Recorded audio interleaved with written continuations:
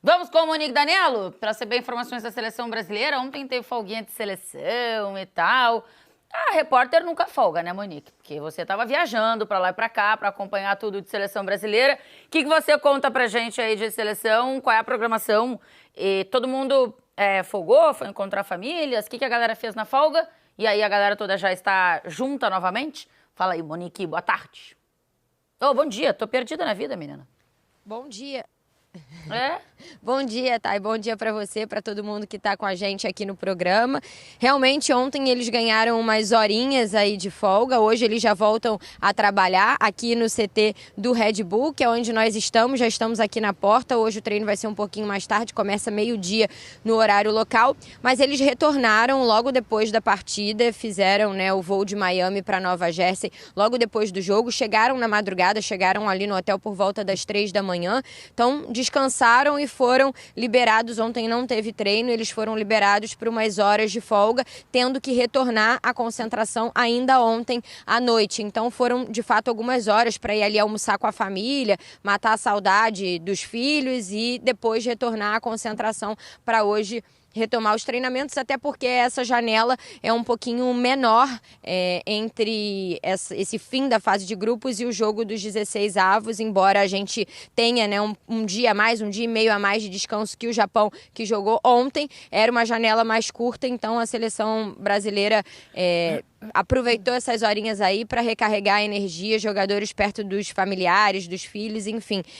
Foi somente o período ali, final da manhã, tarde, noite de ontem, para ter essa folga e curtir esse tempo com os familiares. E agora eles já retomam o trabalho hoje aqui, com esse treino um pouquinho mais tarde, né, Tainá? Que se a gente for fazer a lógica, no horário de Brasília, o jogo contra o Japão vai ser às 2 da tarde, mas no horário de Houston vai ser meio-dia, que é o mesmo horário do treino de hoje. E aí a gente não entra nem muito na questão do clima, porque os climas são diferentes entre as duas cidades e também o estádio provavelmente vai estar com o teto retrátil fechado, mas, né, na questão da logística para um dia de jogo, que é acordar e já ir imediatamente para um jogo, alimentação, etc. Hoje, então, esse treino vai ser a partir de meio-dia já, agora iniciando a preparação, sabendo qual é o adversário que a gente vai enfrentar nessa próxima fase.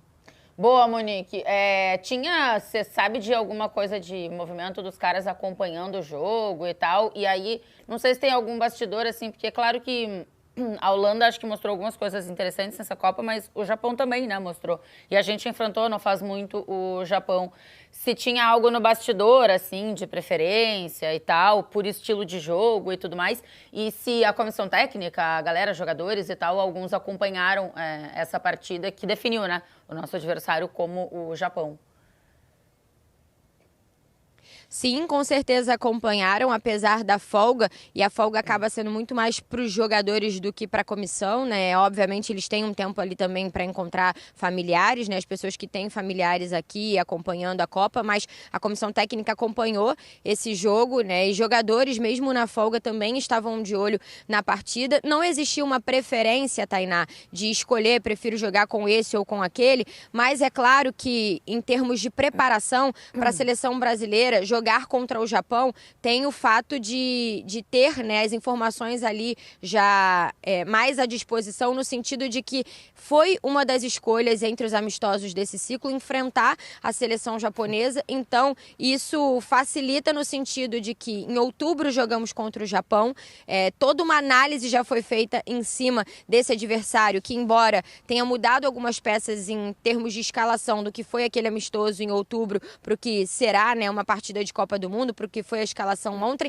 ainda é a mesma forma de jogar, é a mesma seleção, o mesmo treinador, tudo muito parecido com aquele Japão que nós enfrentamos em outubro. E que naquela ocasião o Brasil entrou em campo com o time reserva, porque tinha jogado o primeiro jogo da data FIFA contra a Coreia, começando com o time titular. Então começa aquela partida contra o Japão com o time reserva, abre 2-0 e é um cenário em que o Brasil acaba, depois de uma falha individual, deixando tudo ir pelo ralo e toma a virada do Japão. Então ficaram muito muitas lições daquela partida, mas também é um fato positivo já conhecer o adversário, ter recém enfrentado com essa comissão técnica, com o Carlo Ancelotti, e entender bastante as variações que o Japão tem e a forma como o Japão pode enfrentar o Brasil, as dificuldades que pode causar, que ela foi uma partida de dificuldades depois de uma falha individual. Então, assim, apesar de não escolher adversário, esse é um adversário que já se tinha muito conhecimento e isso certamente é um ponto positivo agora, numa preparação mais curta, já que o jogo já é na segunda-feira. Hoje eles retomam, né, o trabalho agora já focado nesse próximo adversário, Thay. Boa, Monique. Obrigada, viu, pelas informações. Tem gente aqui no chat dizendo, ela não tira folga nunca. Copa do Mundo é duro, meu povo, é duro. Totossauro mandou aqui na pergunta da galera que a gente abre no Insta, tá, pra vocês fazerem. Acha que deveríamos mudar algo na escalação contra o Japão? É um ponto. Vamos entender aqui com o nosso trio. E aí, eu já queria trazer também, pra gente responder a pergunta que veio do Insta, da caixinha de perguntas, mas no chat o Caleb mandou. Repito, o dia que eu tiver medo do Japão, eu paro. Bela, que surto é esse dos brasileiros exaltando o Japão? E aí o Cloud Store, Japão é um time melhor que Marrocos, hein? O Brasil vai precisar subir de nível e jogar mais do que jogou contra o Marrocos. Beckler, você que acompanhou de perto a classificação da seleção japonesa, que você viu desse Japão que pode ser perigoso pra gente? E para responder a pergunta que veio lá da nossa caixinha de perguntas, você acha que a gente tem que mudar a escalação por alguma característica do Japão específica? Não. Deu certo. Acho que é um time bem adaptável, o Brasil, ao que o adversário for fazer. Acho que nem precisa se adaptar ao Japão. O Japão talvez se adapte ao Brasil. Ontem, jornalistas japoneses estavam falando que talvez entre o Tomiyasu, aquele defensor que jogou no Arsenal por bastante tempo, entraria como zagueiro pela direita para ser um plano anti-Vinícius Júnior. É uma ideia que os japoneses já têm que possa acontecer para o próximo jogo. Quem estava falando aí, não tem que ter medo do Japão, onde já se viu ficar exaltando o Japão e tal. Tem que ter medo de todo mundo. Ter medo faz parte de espírito de instinto de sobrevivência. Então é bom ter medo. Ter medo não quer dizer entrar em campo lá atrás, bola para o alto e tentar segurar o empate. Claro que não. Assim, é bom saber o que vem do outro lado. O Japão é um time muito organizado. É um time que tenta poucos dribles. Não é um time muito inventivo. Não é um time que improvisa muito. Mas tem muita disciplina mesmo, tática, toca muito bem a bola, toca para cá, para lá. O gol ontem é uma jogada muito bem trabalhada do Japão de um lado para o outro para abrir a defesa da Suécia, para fazer o gol. Tem velocidade, mas também tem jogadores físicos. O Eda é um atacante que segura bem a bola para que os outros cheguem.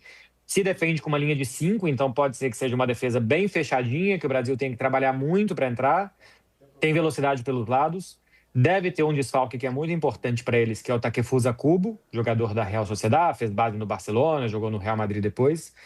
É um time muito organizado. Se o Brasil estiver em um dia que der clarão, que der espaço, que não estiver bem, é um time capaz de aproveitar isso, porque vai estar o tempo inteiro procurando o espaço que o adversário deixar. Então, se o Brasil deixar, eles vão aproveitar. Em teoria, acho que é isso o Japão.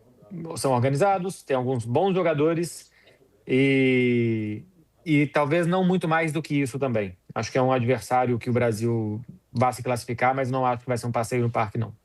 Vamos ouvir alguns personagens, começando ouvindo o técnico da seleção japonesa, o Moriyasu, para a gente entender um pouquinho o que ele pensa em relação à próxima fase, né? Tá classificado e agora? Como vai ser enfrentar o Brasil na 16avos? Fala, professor.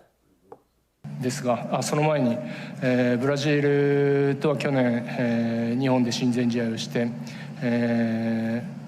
我々が、勝っていますので、さらに、相手のモチベーションは、高いと、思われますし、そういうブラジルと、戦える本気のブラジルと、戦えるということを、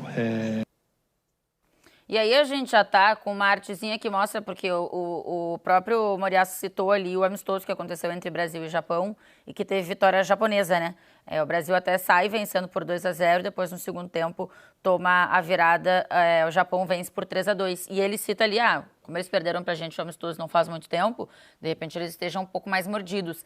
Mas aí, André, quando a gente bota os times na tela, daquele amistoso, né, do Brasil especificamente, daquele amistoso para esse da Copa, alguns se repetem, mas a defesa, por exemplo, é completamente diferente. O meio-campo é igual, tem o Vinícius Júnior, mas a defesa é completamente diferente. Você acha que dá para fazer alguma comparação daquele amistoso em que o Brasil derrete em campo, né? A Monique estava falando ali depois que toma o primeiro gol, com essa escalação que vem para a Copa do Mundo, e que também é uma Copa do Mundo, é para ter pelo menos um outro nível de atenção, eu acho, né? Então, eu acho que esse ensinamento a gente tem que trazer, né?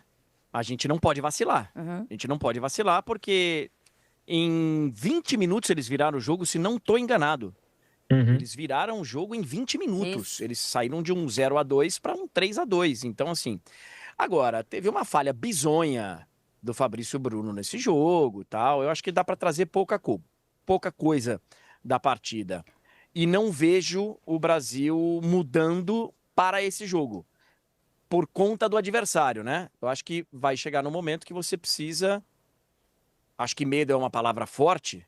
Acho que respeito é o mais... Futebolisticamente, eu entendo o medo como filosofia de vida, né? Ele tem que fazer parte, senão você sai por aí achando que você tem superpoderes e pode sair voando.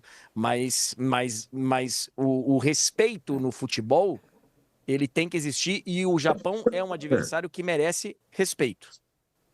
Só que aí quando você vai aqui no chat, e a galera tem razão aqui, VS, o Levi mandou, o Japão também não estava com os titulares. Também é um Japão bem diferente, né? Aquele do amistoso, em relação ao Japão que, pelo menos, tem jogado nessa Copa do Mundo. Mas era um Japão mais próximo do Japão titular lá. O Brasil daqui tinha de titular, estou olhando aqui. 4, né? O meio-campo e o Vinícius. Ele tinha... Então, é que o meio-campo, à época, o Paquetá era reserva, né? À época, o Paquetá era reserva. À época, nesse jogo, o Brasil entrou em campo com 3 titulares. É que hoje o Paquetá é um titular, mas na época ele era reserva. Então, o que acontece? E o Japão entrou mais próximo, o Brasil Japão tinha nessa 4 data titulares. FIFA, eu acho. Assim como, comparando com os que tá jogando agora, né, na Copa. Eram 4 jogadores que se repetiam também. Mas ainda tinha jogador que se machucou, né? Sim. Tem jogador que não tá porque se machucou, né? Então, tem isso. Era um time... O Japão era mais cara de titular do que o Brasil. Mas, independentemente disso, eu acho que são cenários diferentes. O Ancelotti... A abordagem do Ancelotti naquela viagem foi botar... Que eu acho até que foi equivocada, porque a Coreia do Sul, acho que nesse momento é mais frágil do que o Japão. Então, ele botou o primeiro jogo, que foi contra a Coreia, como... o jogo à Vera e o jogo contra o Japão como testes, mais testes. Eu teria feito o contrário. Só para eu pontuar, Vess, porque você disse que o Paquetá não era titular, só para lembrar a galera aqui, porque eu não lembrava, por exemplo, a escalação contra a Coreia, que é o amistoso anterior na mesma data FIFA.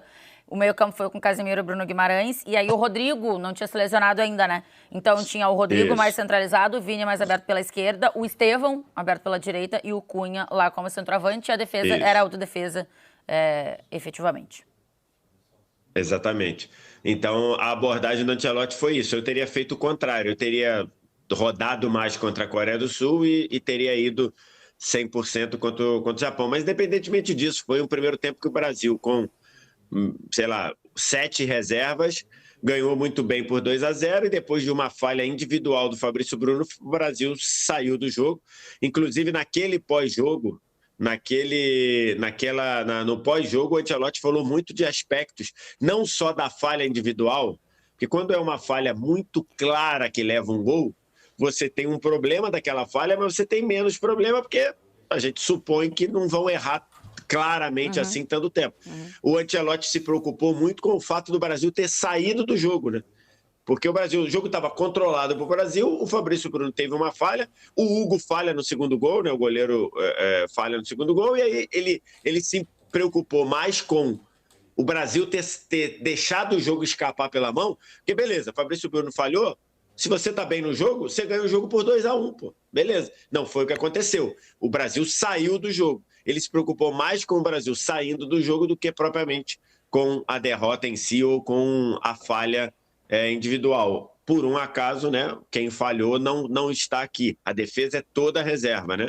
Os 5 da defesa não estão aqui, né? Quando veio aqui antes, Beckler, um comentário fazendo uma comparação com a seleção marroquina, dizendo que o Japão joga melhor que Marrocos, e eu li aqui, né? Aí vieram alguns na sequência dizendo não sei o quê, e aí veio um que dizia o Japão é mais organizado que Marrocos. Você consegue fazer essa comparação da seleção de Marrocos contra a seleção japonesa? Porque eu acho que eles acho que são duas muito boas seleções, mas que jogam de formas muito diferentes, né? Sim. E para o Brasil, o Japão acho que é bem melhor. O Japão é muito alegre. Japão é alegre, Japão toca a bola, Japão vai para cima, vão tentando fazer aproximações, rondar a área do adversário. Ronda a área do adversário e não tem tanta entrada assim. Não é um time, especialmente com a ausência do Kubo, que talvez jogue contra o Brasil, mas que não está nem treinando com o time ainda, tomou uma pancada contra a Holanda no joelho e tá mal. E não tem o Mitoma, que eu acho um jogadorzaço do Brighton, um ponta muito rápido, muito insinuante, que não está nem na Copa. Com a ausência desses dois, é um time que ronda muito a área, mas que não consegue entrar tão bem e que eventualmente perde essa bola. E quando perde essa bola, gera contra-ataque. Marrocos é um time mais incisivo para roubar e correr muito rapidamente, e isso eu acho pior para o Brasil, e foi o que pegou o Brasil naqueles 30 minutos. Então, o estilo de jogo... São dois times, sim, organizados, são dois times bons, mas eu acho que o Marrocos está mais preparado para não ser protagonista. Porque não é, né? Assim, quem é que é protagonista? É o Brasil, a Alemanha, a Inglaterra, a Argentina, eles são os protagonistas. O Japão e o Marrocos são seleções emergentes chegando.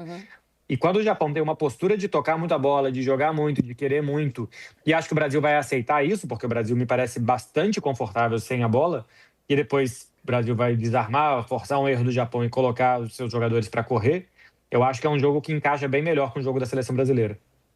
Ô, Tainá, posso tomar, professora, tomar a permissão de fazer a sua função e ler 2 mensagens aqui do chat? Claro que pode. Mas um pouco ele tá apagando o quadro, hein? O Vitor Vieira, que é meu xará, ele falou assim, VSR melhorou a voz, parou com o gelo. Rapaz, eu tô dizendo, a única cerveja que eu tomei aqui na cobertura inteira foi aquela quando eu tava ao vivo no De Placa que o Fera me levou para eu beber lá. Foi a única. Inclusive, eu fui à residência onde o André está aí em Miami, e aí depois do pós-jogo contra o Brasil, pizza e tudo, todo mundo bebendo cerveja, eu não tomei justamente porque minha voz não estava bom. Eu melhorei a base de remédio mesmo. Eu estava dormindo. Você estava dormindo, exatamente. Você estava dormindo, inclusive o pessoal pedindo falando assim, Vitor Sérgio, fala baixo para não acordar o André. Sabe o que eu fiz? Eu não falei. Não falou, porque não sabe falar baixo.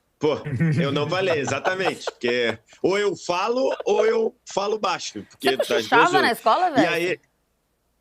Você cochichava na escola? Você era capaz de cochichar? Eu sempre me ferrava, porque eu achava... A Fabiana, minha esposa, ela fala, Vitor, para de achar que você cochicha, porque você não consegue cochichar. Às vezes eu quero falar alguma coisa com ela que pode ser meio constrangedor, ela fala, não tenta, manda pelo WhatsApp, porque você não sabe cochichar. Então, e a outra mensagem aqui, o Wallace Dias falou, o VSR só fica falando que só volta com o Hexa, descobri o que ele quer dizer. Se o Brasil não ganhar, vai ser a 6ª vez que o Brasil vai ser eliminado. Então, é esse o Hexa do Brasil, Vitor Farsa Rodrigues. Eu nem tinha pensado nisso, mas ele acabou me dando uma desculpa aqui, caso não aconteça. Mas não vai, não. Eu só volto com o Hexa lá no dia 19 de julho no MetLife Stadium. É isso, eu quero a 6ª estrela, Vitor Sérgio. Você não volta com mais uma eliminação. Mais de 32 mil pessoas aqui assistindo a gente. Vem deixando o like, tem coisa de 3 mil likes. Eu penso que mais de 30 mil pessoas, 10 mil likes é maneiro e generoso da parte de vocês se rolar, tá? Vamos ouvir aqui mais um personagem, o Nagatomo, jogador da seleção japonesa, falando um pouquinho sobre a seleção brasileira e tecendo elogios ao Brasil. 壁は高いかもしれないですけど、その壁を乗り越えた時のチームのボルテージの上がり方は多分今まで見たことのないレベルに到達するんじゃないかなと思うんで、これは絶対優勝するには乗り越えなきゃいけない壁なんで、これを乗り越えた時にすごい景色が待ってます。すごい日本代が待ってると思います。見ててください。Aí a gente está com a campanha das seleções na Copa do Mundo até aqui, tanto do Brasil quanto do Japão. 3 jogos, o Brasil venceu 2 vezes, o Japão venceu 1 jogo só. Nos gols feitos, a mesma coisa, 7 para cada lado. E nos gols sofridos, o Japão sofreu mais, o Brasil sofreu gol no primeiro jogo contra o Marrocos, passou os outros 2 sem sofrer, o Japão já sofreu 3 gols na Copa até aqui. Eu tava olhando aqui para baixo para poder ver o retorno da tradução do que falou o Nagatomo, que no meu retorno aqui eu não consigo. Cara, é o que o Beckler falou. Ele fala lá, ele meteu o famoso, para ser quem quer ser campeão, não escolhe adversário. Ele falou isso mesmo. Então você vê como está o pensamento do Japão. Eles não estão aqui para fazer a melhor campanha, não. Eles estão aqui para brigar para ser campeão mesmo. Segundo a fala deles. Eu tô falando. Assim, foi o Nagatomo ontem. A gente entrevistou o Suzuki e um outro jogador na prévia do jogo. Torcedores na porta do estádio, jornalistas, tem um jornalista que eu entrevistei ontem, fala um português bom, morou no Brasil, engraçado. Assim, engraçado, ele é uma pessoa engraçada, assim, a experiência dele no Brasil parece que foi divertida. Todos eles estão falando do Japão chegar à final, gente. Eles estão que estão. Tainá, faz alguma coisa. Eles estão que estão, é bom demais. O Flávio Evangelista tá aqui, ó. Deixa eu mandar um abraço, Tainá. Deixa. Desculpa, é que nós estamos com delay. Pra galera que acompanha o programa pelo podcast e depois só o áudio, é maravilhoso pra essa galera ouvir a entrevista em japonês e não saber bulhufas do que estão falando. Alguém mandou aqui, cara, pra quem tá só ouvindo e não tá assistindo, porque às vezes você deixa ligado em algum lugar, pode ser trabalhando, sei lá, deixando uma abinha ou bota na TV e sai pra fazer coisa pela casa. Mas você tá ouvindo, né? Aí entrou o cara falando japonês, o maluco ficou maneiro. Legal. Entendi bastante. É bom a gente explicar depois. É um desespero fazer essas entrevistas, tá? Eu tava, né, na entrevista do Nagatomo. A gente até pode perguntar em inglês, mas eles respondem em japonês. Pro Nagatomo, curiosamente, ele jogou na Inter. Eu perguntei pra ele em italiano, tem uma resposta dele em italiano pra gente também. Mas é desesperador. Você passa, às vezes, 10 minutos sem fazer ideia do que tá acontecendo ali. Você não consegue repercutir nada, né, do que ele fala. É isso, assim, se eu soubesse que ele tinha falado não dá pra escolher adversário, sabe, você replica alguma coisa em cima daquilo, você não faz a menor ideia do que tá acontecendo. É isso. O Flávio Evangelista mandou aqui, ó, no chat, tô adorando vendo comentaristas no Brasil e mundo afora falando que o Brasil não é favorito. Tá ótimo, as últimas 5 Copas éramos e deu no que deu. Então, bora lá, Brasil sempre. Calma. A gente tem que lembrar que o Brasil, esse mesmo discurso foi usado quando o Brasil pegou Bélgica e Japão, e Croácia. Eu lembro de muita gente dizendo, não, o quê? Vocês estão com medo da Bélgica? Estão com medo da Croácia? Não existe. O Brasil é pentacampeão. E tomamos fumo nas duas. Então, vamos manter o respeito. Eu também estou 100% fechado com o André. Acho que não é medo futebolisticamente. Lógico, se for usar o exemplo que o Ancelotti usou naquela entrevista, né? Se você não tiver medo, você vai olhar de frente com um leão e vai achar que é um gato. Não é isso. Mas futebolisticamente, eu acho que a gente não tem que ter medo do sentido de falar assim, caramba, não vamos conseguir jogar. Não. Tem que ter respeito. Medo, acho que não tem que ter medo. Mas também não pode dizer, porque nós fomos eliminados 2 Copas seguidas pela Bélgica e pela Croácia. Se você pega o dia... Inclusive na redação do Então Esporte Interativo, tem alguém dizendo a Bélgica não tem nenhuma chance do Brasil ser eliminado pela Bélgica. Isso é Copa do Mundo, amigo. E beleza, e teve. Então, assim... Vamos com calma, vamos respeitar. É uma seleção que joga junto há muito tempo, é uma seleção que bem dinâmica. Vamos respeitar. Eu acho que o Brasil tem condição de passar total, mas vamos respeitar, porque a gente foi eliminado, vou repetir, pela Bélgica e pela Croácia. Eu só acho que a gente tem que ter esse respeito, sim, ele é necessário, mas a gente também não pode deixar de achar que nós somos favoritos, né? Não quer também dizer... acho. Também acho. Eu perguntei para o Beckler lá mais cedo na live do André Henning, em termos de número, né? É mais para um 55-45 ou um 70-30? Eu acho que tá mais para 70-30 do que para 55-45. 65-35, 60-70-30. Tô com você. Né? Tô com você. Então, assim, a gente não pode falar, não, Japão, onde já se viu? Tem que respeitar o Japão, nós temos 5 estrelas. Não pode ser isso. Mas também não podemos, meu Deus, é o Japão. Não, nós somos favoritos para ganhar a vaga em cima do Japão e vamos jogar dessa forma. No chat, Thiago Gonzaga, VSR, a Bélgica que eliminou o Brasil só era a maior da história belga. O Sam...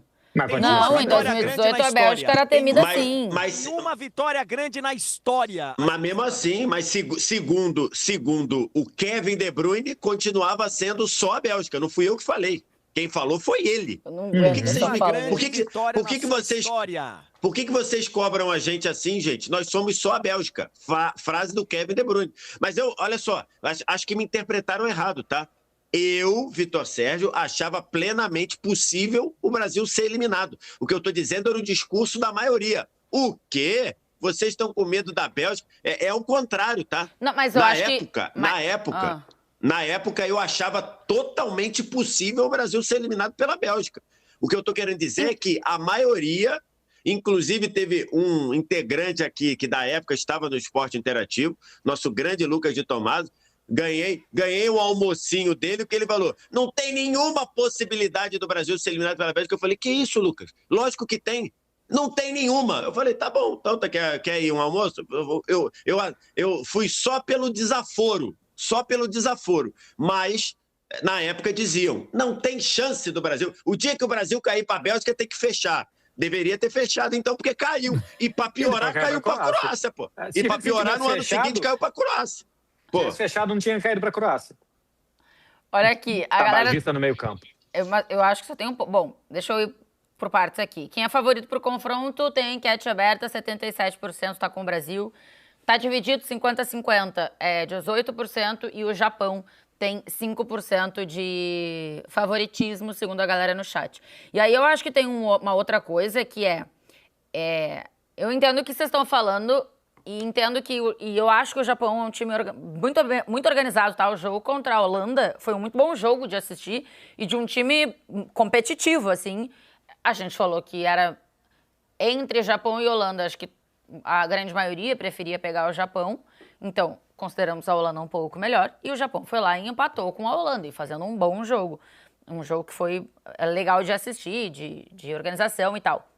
Mas, na comparação aqui, só é outra fase, tá? Mas como é mata-mata, eu vou colocar no mesmo pacote. Se você pegar a Bélgica, que a gente foi eliminado, individualmente tinha jogadores muito melhores e que se destacavam muito mais no mundo. Tudo bem que essa convocação da seleção japonesa, todos os jogadores praticamente estão no futebol europeu, mas não com os destaques que tinham os jogadores da Bélgica naquele momento em 2018. Mas vamos lembrar, Tainá... e a Croácia é a mesma coisa. O Japão quase eliminou essa Bélgica. Exatamente. O Japão... E essa Croácia. E a Croácia. Mas essa Bélgica aí, que enfrenta a seleção brasileira em 2018, o Japão só não vai para enfrentar o Brasil porque ele foi muito ingênuo. Ele sai para tentar fazer um gol no final do jogo, toma um contra-ataque. Olha aí, ó.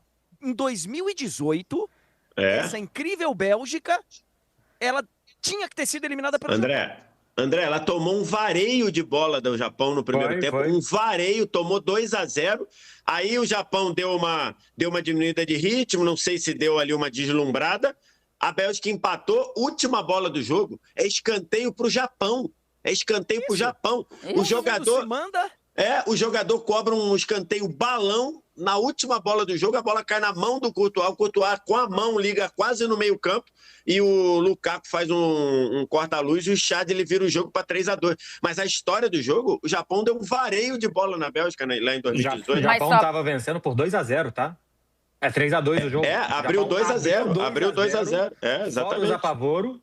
Mas só pra gente lembrar eu tô vendo aqui as estatísticas do jogo. É um 2-0 que o Japão domina o primeiro tempo quase todo e que depois toma esse golzinho no final, mas vencia por 2-0 até os 25 do segundo tempo. Exatamente. Então um gol do Vertonghen, do Fellaini e depois o Chad faz aos 49. Esses dois gols aí na empurrança. A Bélgica não conseguia jogar. Começou a jogar bola na área, botou o Fellaini, que era aquele grandalhão lá, ótimo na cabeça. Cara, e aí, jogando bola na área, empatou e fez esse gol no contra-ataque na ingenuidade japonesa. A história do jogo foi um vareio de bola do Japão na Bélgica. Só porque vocês estão lembrando desses jogos anteriores de outras Copas, ontem o Caio Capita postou nos stories e ele me fez passar raiva porque eu fui ver. Ele falou que... alguém citou em algum momento, porque é isso, né? A gente tá consumindo o tempo inteiro, assim, Copa. O jogo do Brasil contra a Croácia, agora em 2022. Porra, se tu vai ver o jogo, dá muita raiva de novo. Porque a gente tem várias chances no segundo tempo de vencer o diabo do jogo. Nossa e Senhora. não consegue. Nossa Minha Senhora. Nossa Senhora. Primeiro tempo... Eu só vejo a disputa de pênaltis e já passo raiva. Não preciso nem ver o jogo inteiro. Mas é que aí a gente passa raiva por motivos diferentes. Você vê que coisa louca. Eu vendo o segundo tempo, o Brasil criou muito mais. Tinha muito mais possibilidade de ter passado naquele jogo. E acabou ficando no empate. Aí a coisa foi pros pênaltis. Que loucura. Olha aqui. A galera tá no chat aqui... fazendo alguns pontos em relação a tudo bem, acho que é isso também. A gente não passou pela Bélgica porque não deram aquele pênalti no Gabriel Jesus. Podiam ter dado e a gente podia ter passado. Então a história podia ser diferente de várias formas. É o quê, ô careca? Tem isso. A gente sempre precisa lembrar, tem um pênalti escancarado ali pra mim, muito claro. Eu tava atrás do gol. E pra mim foi um pênalti muito claro. Agora, também precisamos registrar que o Tite foi engolido no primeiro tempo. Tem um monte de coisa pra ser registrada, né? Auricélio no chat aqui, ó. Pra mim, o Japão, do jeito que joga, vai sofrer muito de contra-ataque da seleção brasileira. Bom, ontem eu tava querendo que a Mas Suécia ontem ganhasse. controlou bem, tá? Isso, assim, eu também acho que se o Japão sair, jogar muito, tocar muita bola, a tendência é essa. Mas ontem a Suécia tinha um ataque muito rápido com Isaac, Elanga e Gyökeres. E Japão, mesmo com 3 defensores, quase sempre no 1 contra 1, controlou muito bem os contra-ataques da Suécia. O gol da Suécia é de jogada mais trabalhada mesmo, com o Japão lá atrás, inclusive falha do goleiro, que demora muito a reagir no chute do Elanga. Sim. Deixa eu trazer mais um trecho do Nagatomo ontem, nessa entrevista que o Beckler estava presente, mas não entendia o que era dito, pois não fala japonês.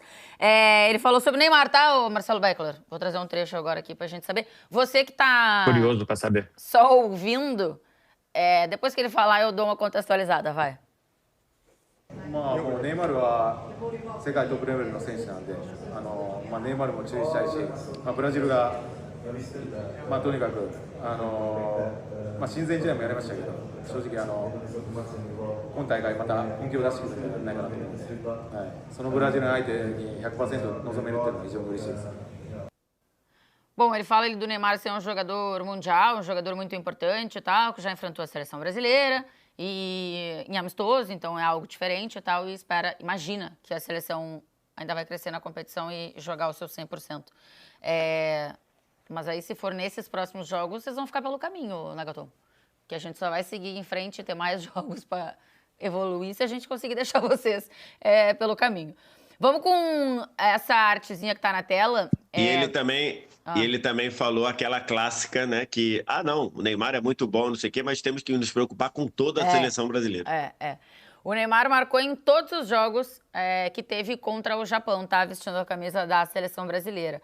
Começa lá em 2012, 2 gols e 1 assistência, quando o Brasil vence por 4-0.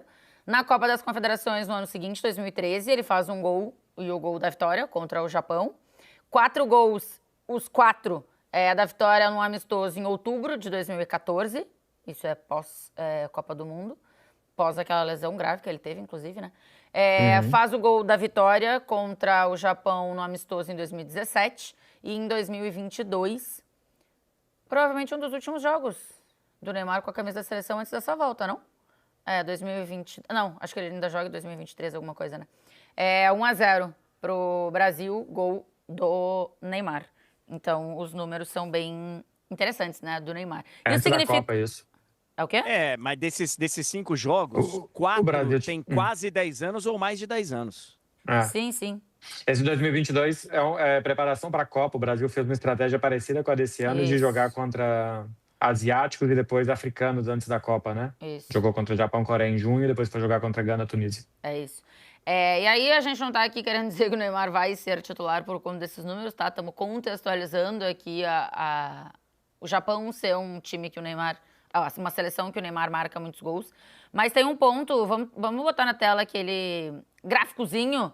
Eu até mandei antes para os meninos darem uma olhada, só pra gente entender aqui o que é esse jogo, ou este gráfico que tá na tela, tá? O roxinho que tá para baixo ali é a seleção brasileira, tá? E quem tá para cima, vermelhinho, é a Escócia, nesse último jogo que tivemos na Copa, o último da fase de grupos da seleção brasileira. E aí, quando aparece, obviamente, mais a cor roxa, significa que o Brasil estava mais com a bola, estava atacando mais. Quando aparece mais a cor vermelha, significa que a Escócia estava atacando mais, estava mais com a bola. Então a gente consegue entender um pouquinho como o jogo se desenhou vendo esse tipo de gráfico. E aí, Beckler, vamos lembrar que o Neymar entra ali aos 30 do segundo tempo, né? Então dá ali uns 75, 76 minutos. E aí dá pra ver que a partir dali o Brasil fica mais roxinho, tá vendo o gráfico? Fica um pouco mais com a bola. Isso passa pelo Neymar e isso eu acho que pode mostrar algo de um contexto. O Brasil estava vencendo por 3-0 o jogo, né? Neste contexto, faz mais sentido você ter um cara que consegue segurar um pouco mais a bola e tudo mais. E você acha que o gráfico mostra aqui tem relação com a entrada do Neymar especificamente? Pois é, para mim essa última pergunta é a matadora, porque estava 3-0, a Escócia estava desanimada, tinha até que buscar um resultado ali, tinha que buscar um golzinho, né, para ficar com um saldo de -2 e ter mais chances de se classificar. Para mim é muito circunstancial pelo que o jogo já tinha se desenhado. Nem sei se com o Brasil, se com o Neymar o Brasil vai sempre ter mais da bola. Se com o Neymar o time entender que precisa jogar um pouco mais lento, que não dá para esticar tanta bola para correr, então você vai ter que juntar mais jogadores perto da bola, aí sim, se a intenção é essa, quando o Neymar entrar, a gente não tem a explosão que o Matheus Cunha tem para receber uma bola na frente, o corpanzil que ele tem de vez em quando para um duelo físico com o zagueiro.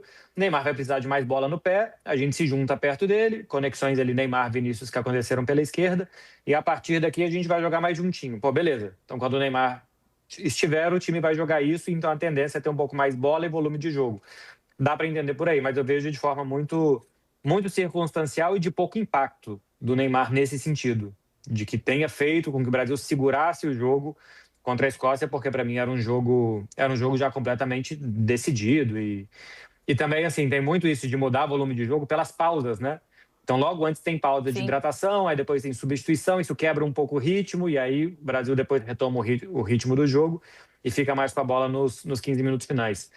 Eu não consigo perceber nada mais do que isso para falar, bom, nos próximos jogos, se a gente precisar da bola, vamos colocar o Neymar. Sim. Até porque uma ou outra bola ele perdeu meio boba, de um domínio que ficou um pouco longe, de um domínio que o adversário veio e conseguiu recuperar a bola dele, que são erros não forçados que podem gerar contra-ataque também. Então, pelo jogo de anteontem, eu não consigo ver que o Neymar vai ser o cara a segurar a bola da seleção, não. Tô falando que não, tá? Tô falando só que eu não consigo ver. Sim. Porque outro dia eu falo qualquer coisa do Neymar, vem de tudo que é lado. Pelo amor de Deus. Você fique quieto, juízo. Ô Vessi, acho que tem um ponto também contra a seleção do Japão. Eles são muito rapidinhos, né? Em muitos momentos. Perder a bola contra esses caras pode nos custar alguma coisa. E aí acho que tem ali... O gráfico mostra uma coisa e tem o ponto que o Beckler falou em relação à perda de posse de bola em alguns momentos. Isso tem que ser um cuidado se o Neymar, por exemplo, entrar em campo, por ser esse cara que provavelmente não vai ajudar tanto a marcar, que vai estar um pouco mais lento naturalmente, porque está voltando de lesão. Tem um ponto que num jogo muito parelho, e isso serve em outros esportes, por exemplo, serve no handebol, serve no basquete, por exemplo, quando o jogo está muito parelho, você tem que tomar muito cuidado para as suas ações ofensivas terem concretização. O que é concretização?